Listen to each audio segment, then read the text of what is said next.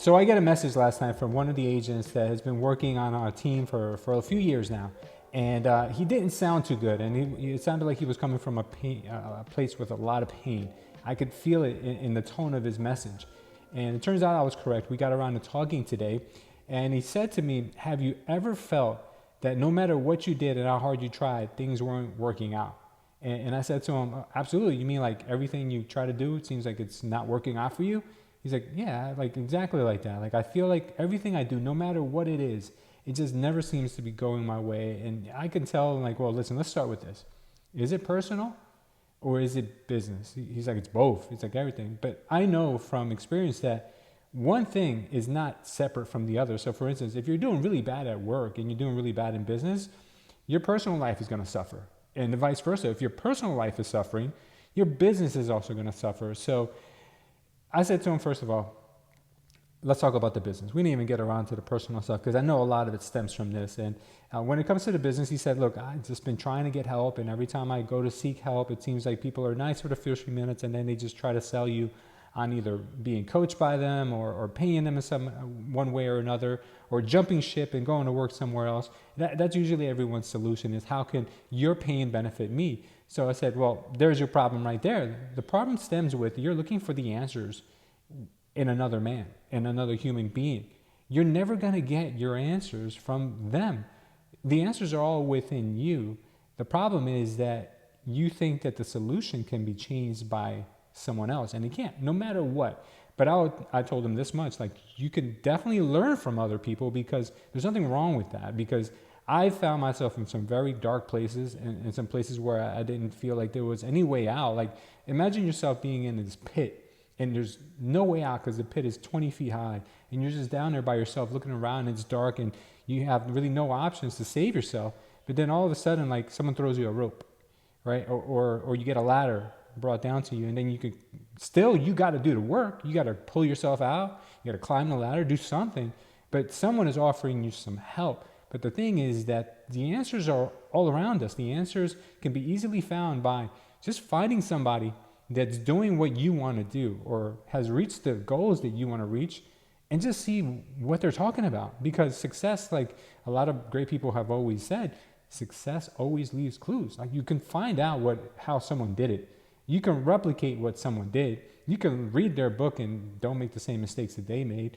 You can shortcut your success now more than ever in history. So I told him, I said, I don't think the problem is the fact that you have bad leadership. I think the problem is that you're looking for leadership and looking for someone else to give you the answers when the answers, you know them already. We all were born with the solution. We all know the answers, right? How did we eventually learn how to walk? We just kept trying and trying and trying until we walked, right? We don't still crawl at this age. And the same thing goes for business. Business is not a mystery. So I asked him, first of all, I said, are you in the right business? Because it's okay. Like you've been in this for a few years now. It's okay to say, look, I gave my hand at real estate and maybe this is not your calling. Maybe you're not passionate about it and you now are finding out that, you don't like it as much as you thought you would. So let's start with that. Are you passionate? Do you really want to succeed in this business, or would you rather be succeeding in something else, but you feel like it's too late to change now? And he's like, no, I definitely have a passion for this thing. I want to make this thing work. And I'm like, why? Why do you want to make this thing work? And where does that passion come from? He says as a child, his mom always bouncing around from place to place and never really had any stability, never owned a house. And, he loves, helping others that went through the same things that he went through. And I said, I love that answer. And I can relate to that answer because I went through the same thing and that's what really fueled me. And I said, okay, so we've got that out of the way. You're serious about this, right? You're not just like wasting your time, because it's okay to change and pivot, because many people have pivoted. Even companies, they put out products, they're garbage, they move to somewhere else. A lot of companies start with one business model and they move to another. People change and they adapt and they find the thing that suits them, and then they're successful. And there's nothing wrong with that. But he said, no, I'm in the right place. I'm like, okay, we've established that. Now, the first thing we need to figure out is, all right, what is it that you want to do? What is it? Like, what is it that you want to accomplish? So that's the first thing we need to look at. So start with making a decision. So now I'm starting to get tactical with him. I'm starting to give him some actual action steps, right? Make a decision. What is it that you want? I don't know what you want. Like, success might look different to you than it might look to me. Make that decision about getting what you want. Once you've made that decision, right, the work has just begun. You make the decision, then you make an action plan. How do you connect the two though? How do you make a decision to connect the action plan? I don't know what the action steps are going to be. Well, like I said earlier, there's a lot of people who did it before you. Figure out what works, or what they're saying works, and then just replicate that and build that into your plan. Now, he's not full-time. He's working on a full-time job to support his family, and then he's got a part-time gig in real estate. And I said, look, you're going to have to work twice as hard as everyone else, because you don't have the 8 hours to dedicate to being a full-time salesperson or a full-time investor, full-time anything, because you've got an 8-hour obligation. But how do you convert the 4 hours you have after work? How do you condense that? And how do you make that more productive than anyone who has 8 or 12 hours in a day, right? That's what you got to figure out. And then once you figure that out, you have to create this plan where every single day, even if it's 5 days a week, Monday through Friday, every single day you execute that plan to perfection. You don't skip a beat. You have to be really hard on yourself. And now I'm going into step number 3, which is you have to be so hard on yourself, and you have to be willing to sacrifice. And the key word here that I use with him is you have to punish yourself. If not, life is going to punish you. Right? That's the option we get. So either, like I said to him, is like, if I'm 50 pounds overweight, I have to punish myself by waking up at 4 o'clock every day, working out for 2 hours, eating right, doing everything. If not, guess what? Life's going to punish me. I'm going to die at an early age. I'm going to get diabetes. I'm going to have a heart condition. I'm going to have, life is going to punish me. So either I'm hard on myself to the point where now I enjoy that process and it doesn't become so hard anymore. It starts to become part of you. And now it's in your DNA, and you're an exceptional person. And like David Goggins, I love the guy. If you don't know who he is, please look him up.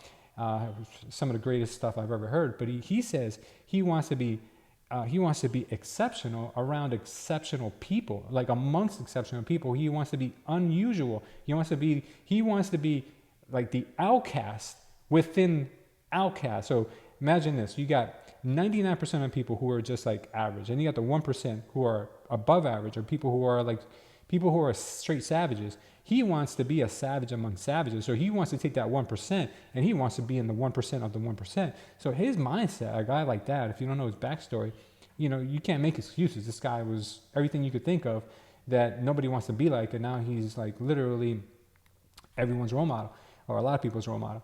And that work ethic is what's going to get you to where you need to be. So I gave him some easy steps to follow. Say, look, if I was giving you advice on what to do 5 or 10 years ago, it might look like this, but today it looks like that.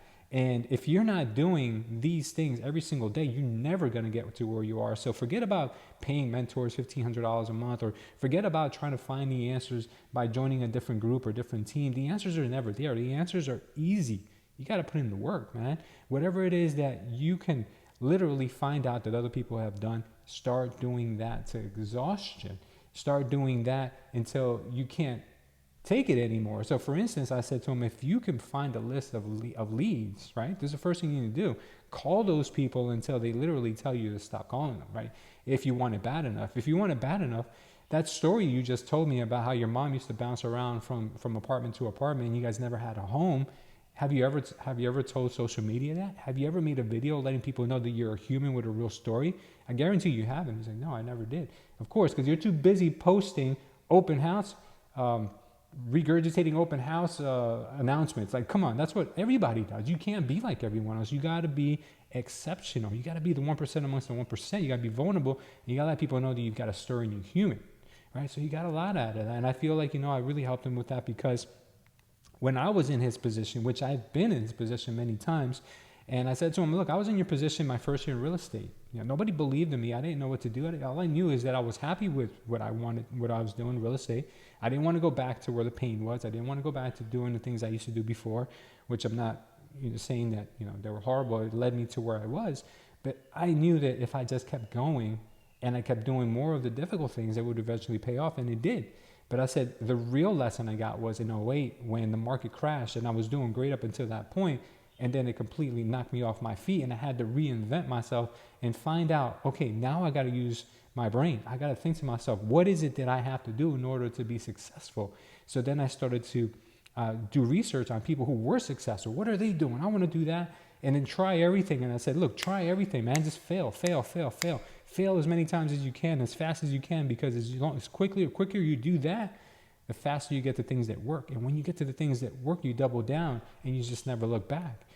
So I said, we're not immune to this. And I said, by any chance, let me ask you a question. Do you have ideas and do you have things you want to do, but you have that voice in your head that keeps telling you that you can't do it or you just won't be good at it? He's like, all the time. I was like, well, you're not alone. We all have that voice, and I have that voice. I get that voice all the time. I got that voice before making this video, thinking that people are going to think I'm weird for making this video. But you know what? That's not you. That's not your voice, and that's not your conscience pointing you in the right direction. What that is that's the enemy, man. That's the enemy holding you back and trying to weigh you down to the point where you never get to be or never get to be the person you want to be or reach the goals you want to be. So if you can learn to mute that voice and know that that voice is coming from a horrible place, that's the enemy trying to pull you down. I said, the quicker you realize that and understand that you can do anything as long as you do the opposite of what that voice is telling you can't do, then you're going to go places in life. There's always going to be critics, and there's always going to be people that are trying to knock you for what you're trying to do. But that should give you more strength, because if someone's not knocking you and if someone's not criticizing you, then you're not doing enough. You need to be at a point where people are criticizing you and telling you you're weird, or people are uncomfortable around you because you're doing so well. That's one of the things that I had to deal with when I started to have success early on, because when you're beginning, everyone's cheering you on because everyone loves an underdog. But once you start to get good, and once you start to get really, really good, people start to have resentment towards you. And the same people who cheered you on are now the haters, are now the people who are actually throwing shade at you. So just understand that comes with the territory, and I feel like I had to share this message with you guys today because a lot of us go through this. I always got to constantly remind myself of all of this because it's not easy, guys, especially when you're working alone. Because being an entrepreneur, if you guys are in that position, or maybe even working as an entrepreneur inside of a company, it can get pretty lonely. And sometimes you feel like you don't have anyone cheering you on, and that's one of the hardest things to get over, because you have to be your biggest cheerleader. You got to be the one that really at the end of the day is responsible for you, because your life is going to come and is going to go, and then you're going to look back when it's too late and be like, I wish I would have tried a little bit harder. I wish I would have really followed that path for myself. But hey, sometimes it's too late, and I don't want you guys to ever get in that position where it is too late. Today is that day. This year, 2023, is that year, guys. Don't let it just come and go like every other year. If you don't take my word for it, there's a good book out there.